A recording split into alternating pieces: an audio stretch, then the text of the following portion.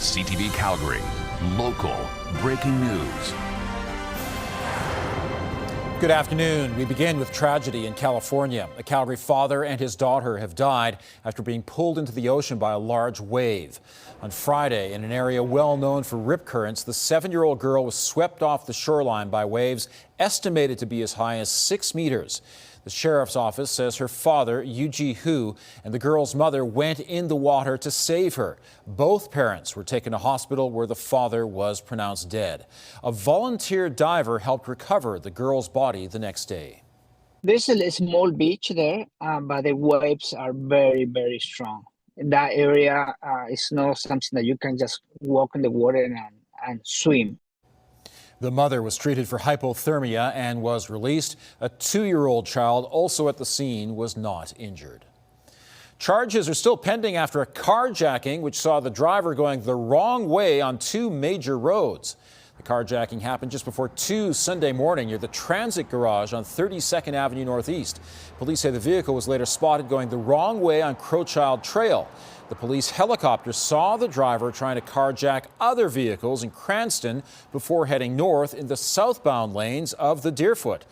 1 person was arrested. No one was injured.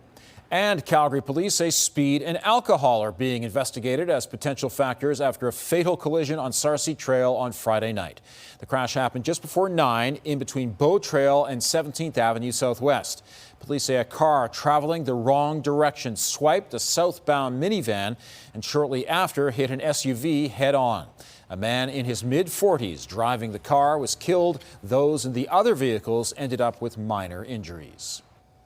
World Day of Remembrance for road victims was on Sunday, and it comes as Calgary hits a 10-year high for fatalities. There have been 32 traffic fatalities this year and more than 2,500 injuries. About 40% involve speed and 65% involves a pedestrian, cyclist, or motorcyclist. 3 of them were hit and runs and 4 involved impairment. Police say a growing population means there are more chances for people to get hurt. So we look at vulnerable road users. So when we look at cyclists, we look at pedestrians, we look at motorcyclists. We're getting far more of those on the road now, and 65% have happened this year in relation to those vulnerable road users. So we think that's a bit of a trend there we've got that we need to be looking at. Police encourage drivers and pedestrians to slow down, be alert, and obey the rules of the road. You can learn more at calgary.ca/Vision Zero. A motion to repeal Calgary's blanket rezoning is going to council. This morning, an executive committee voted on the motion. It argues blanket rezoning took away community voices and threatens neighborhood character. The motion also says the bylaw hasn't made housing more affordable. It's signed by the mayor and 6 councillors. The repeal motion is expected to be added to the December 15th council agenda. If council approves it, administration would have until February 17th to bring back a revised land use bylaw. The City of Calgary is looking for public input to help make every drop of water count.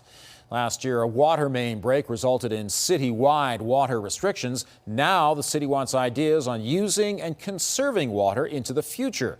Those ideas will help shape the 2026 water efficiency plan.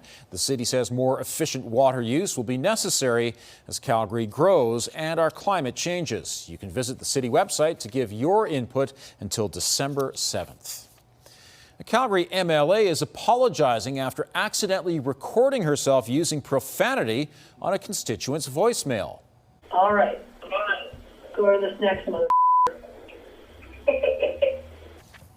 That was a voicemail left by UCP MLA Tanya Furr while returning calls from constituents upset over how the UCP ended the teacher strike. Furr did not realize the line was still open when she used the profanity to describe the next caller. That caller, Calgary writer Doug Furby, was sent a copy of the recording and contacted Furr for an explanation.